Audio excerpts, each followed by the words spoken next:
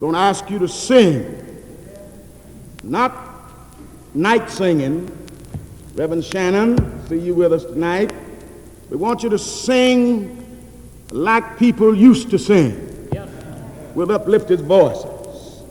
I love the Lord, He heard my cry.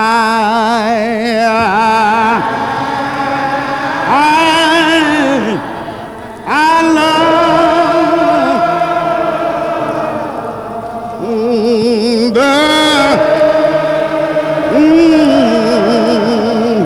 the Lord. He heard my and pitied every groan and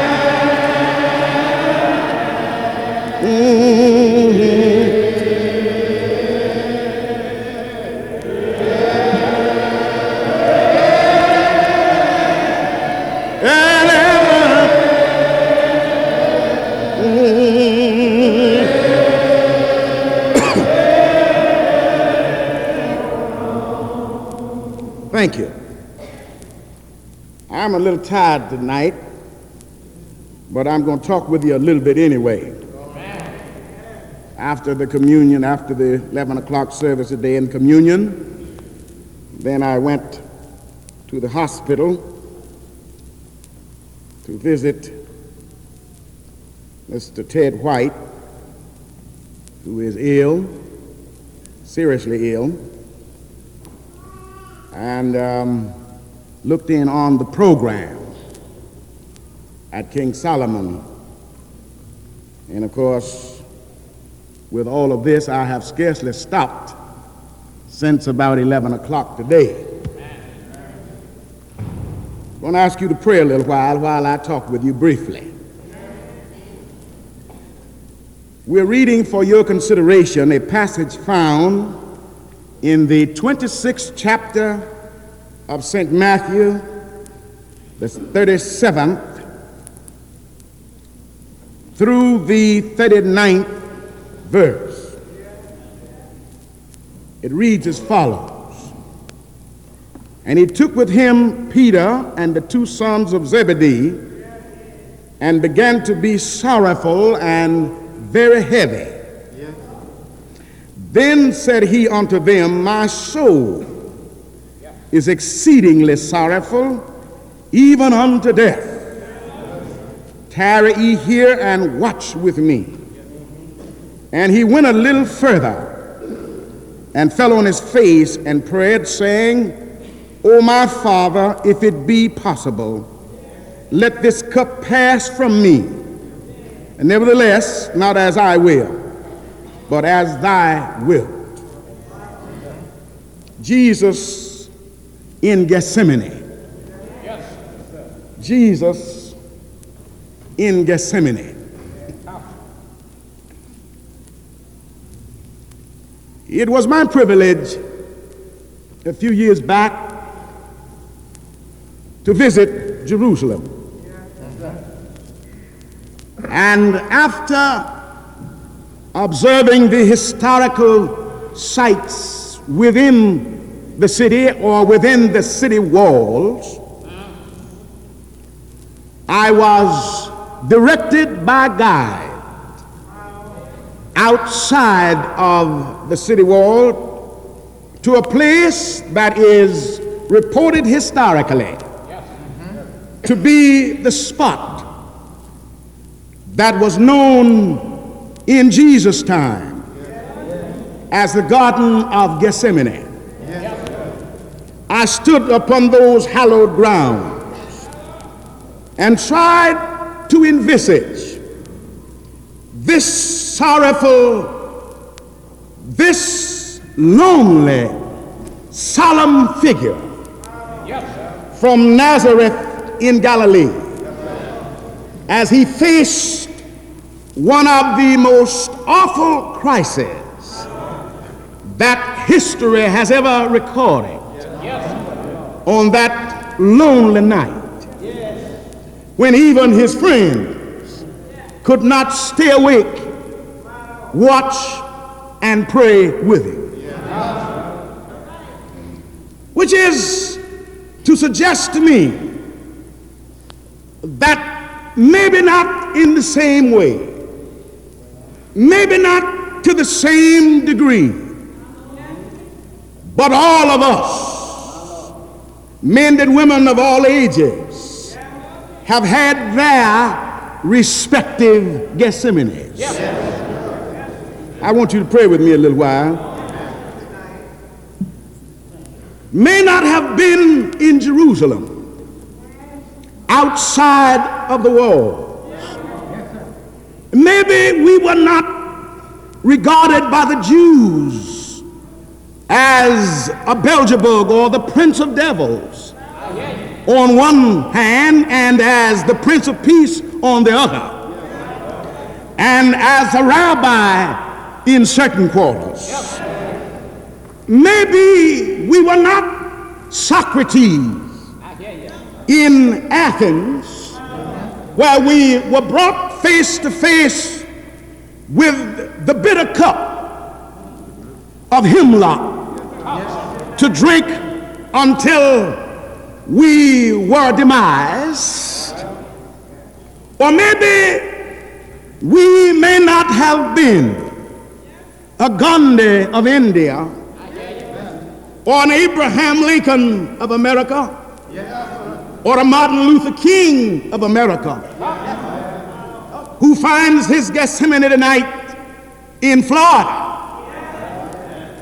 But in one way or another, we all have our Gethsemanes. Gethsemane is usually lonely, even when friends are around. For you know, there are some experiences that friends cannot come in on, even when they are with you, even when they are watching you go through it. They cannot really understand it. It was such a thing that occurred to Jesus that night. These men had been with him. They had seen him feed the hungry thousands. They had seen him open blinded eyes. They had seen him perform various miracles. They had watched the opposition steadily grow against him. And yet they could not feel the real impact. They could not understand the real significance involved. They could not understand what it meant to his heart, his soul, or his spirit. Although they observed everything that went on, when he came to this lonely hour, when the dark clouds of crisis were blackening by the minute, when Calvary's cross was looming in reality, in the future, in fact, in the near hour, when nails were waiting for his hand and thorns were waiting to be embedded up in his brow, they couldn't understand it. They couldn't understand the mockery or the mob crowd that would soon take him over and drag him from the courts out to the lonely hill and hang him up between earth and heaven. But Jesus anticipated it. Jesus contemplated it. And Jesus' heart was sorrowful.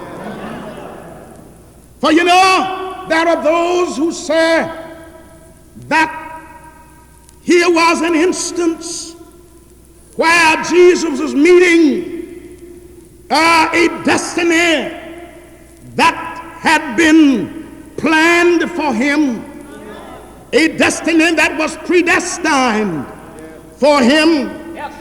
But I believe that Jesus had in reality faced the established order of evil. Jesus had come to grips with the structure of evil.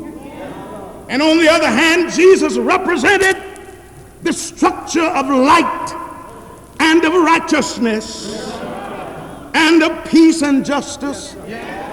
And Jesus merely could not recant.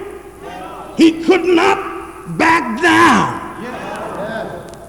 If he had backed down, he would have betrayed his commitment to God.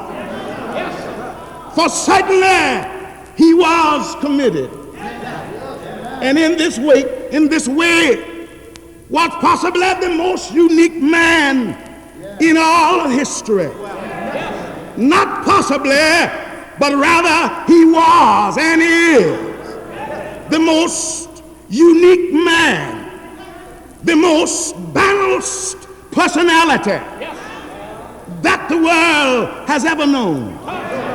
No wonder thousands, with no hesitation at all, do not hesitate to call him the Son of God. I wish you'd pray with me a little while. And so he suggested that they watch with him 1 hour. 1 hour. And then he went a little further and fell on his face when he saw them sleeping, when he saw them indifferent, when he saw them devoid of understanding, when he saw that they really could not sympathize because they could not understand.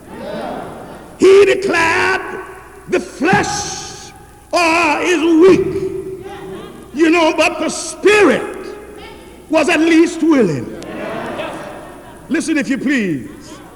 I think that we have those experiences in our own lives. Listen. When he fell on his face after going a little further, I think that he went a little further in every way than any man or any woman that has ever visited this planet. He went a little further in commitment. Here was a man who was really committed to God.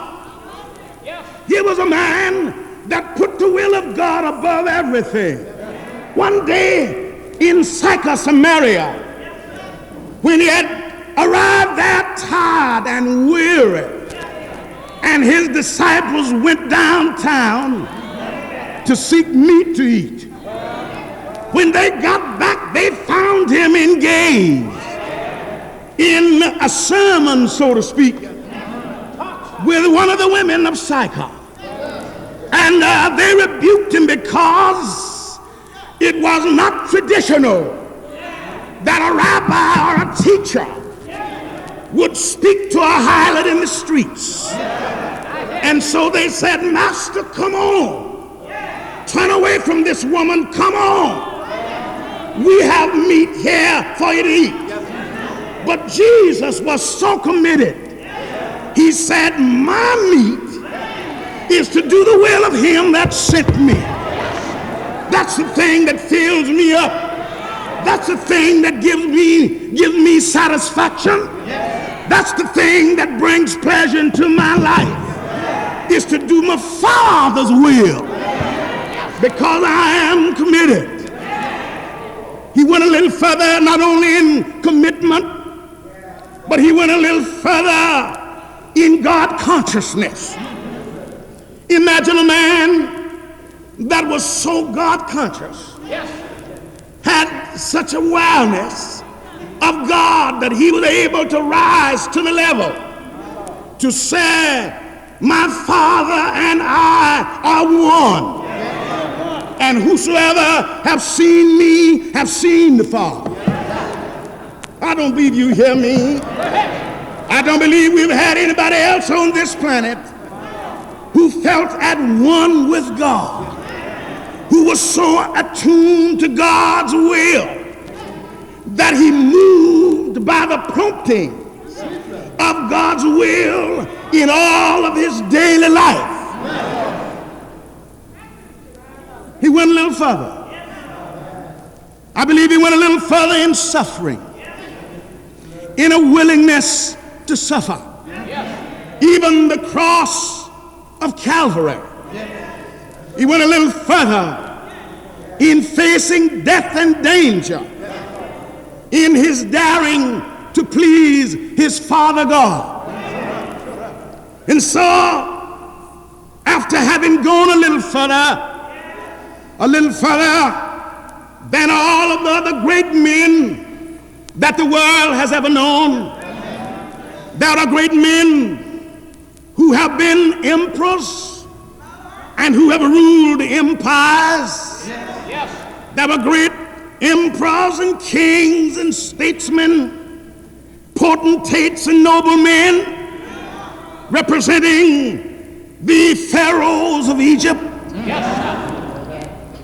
and representing the great emperors of Assyria, of Babylon, of Persia, of Greece, and of Rome, or the Roman Empire. We've had great men who made great contributions and who the world remember in some way.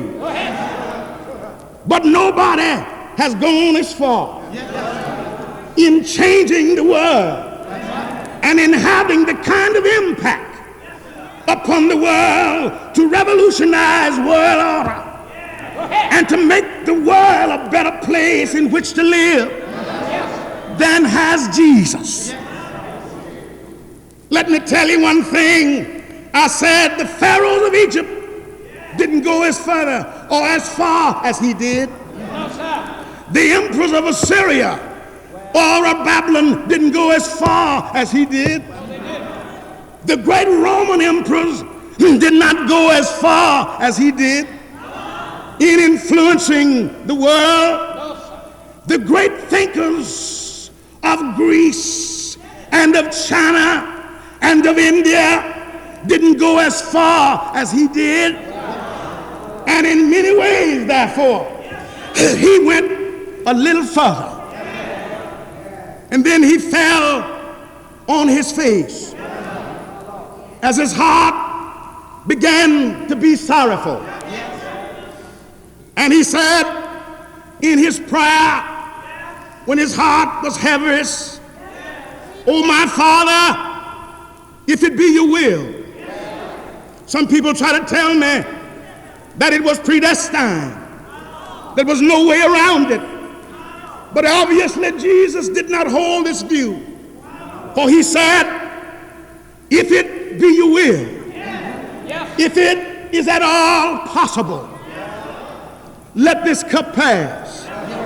Let me bypass this awful experience if there's any way around it. But you know, you cannot compromise certain principles. And you cannot compromise certain ideas. And you cannot compromise certain truth.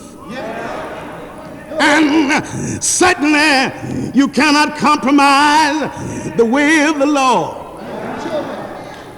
Oh Lord. And so the Lord, after praying and seeking the will of God, oh Lord, angels came to console him. And angels came to give him strength. And angels came to give him that something that only heaven can give. When our souls grow faint and weary before the awful problems of life, angels came. I don't believe you hear me tonight. Oh Lord. And as I think about it as I hear him, and I fancy that I see him. prostrate in the garden. I fancy that I see him sprawl out before his father and empty his heart. Oh Lord, great God, I don't believe that you've ever really gone to him sometime when things are really rough. Oh Lord, oh Lord, oh Lord, oh Lord. You know, if you don't really know him, you can say, oh Lord. If you haven't really tried him, you can say, oh Lord. If you really don't know him well and not really acquainted with him, you can say, oh Lord. Oh yes. But if he's opened doors for you, if you know he's a way maker, you can say, my Father. Oh Lord, if he made it that true, Lord, great God, if he brought you a mountain low and made your rough way smooth, you can say, my Father. Oh yeah. And that hand now, as he bows down before the Father and said, Father, oh Lord, Father, you sent me out here. Father, you promised to be with me in the storms and in the rain. Father, this cup is mighty bitter. Father, the drug's all in the cup. If it is your will, let the cup pass. Oh Lord, but you know, there are some cups in life that we can't pass. No matter how drunk it is, no matter how busy it is, we have to drink from it. Oh Lord, and I'm going to close right here when I tell you this. I know, yes I know how Jesus felt.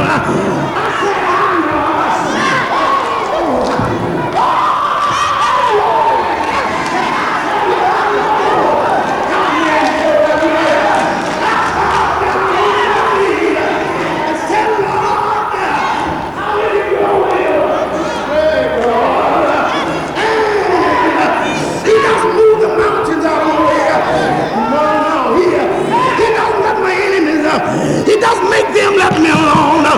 But I tell you what he does. He throws his arms around me and see me through every trouble. Yes, he does. Yeah. Yeah. Yeah. Yeah. Yeah. I know he will tonight.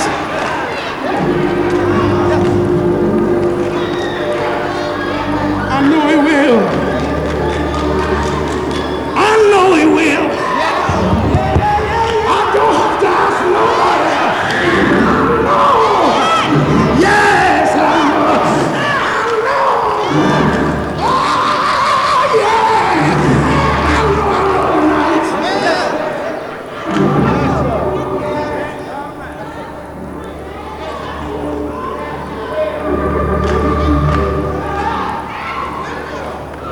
The doors of the church are open. He'll see us through our Calvaries. Yes, he will. He'll see us through our Gethsemanes. He'll give us strength to drink of the bitter cup. Yes, he will. I know he will. The doors of the church are open. I will trust